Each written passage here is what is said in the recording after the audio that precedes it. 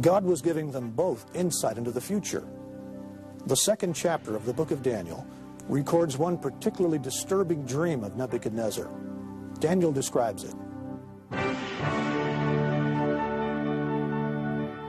You, O king, were watching, and behold, a great image.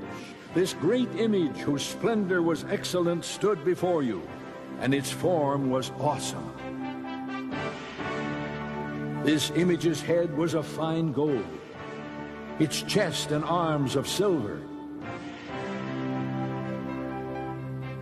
its belly and thighs of bronze, its legs of iron, its feet partly of iron and partly of clay. You watched while a stone was cut out without hands, which struck the image on its feet of iron and clay and broke them in pieces. Then the wind carried them away, and the stone that struck the image became a great mountain and filled the whole earth. No wonder this dream troubled Nebuchadnezzar. Daniel told the king both what he had seen and gave him an interpretation, a revelation from God himself. The head of gold was Nebuchadnezzar's empire.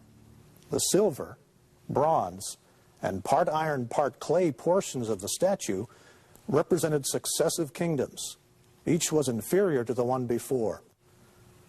The stone symbolized the ever-ruling kingdom of God, the unseen God who determines the fate of all kingdoms, including Nebuchadnezzar's.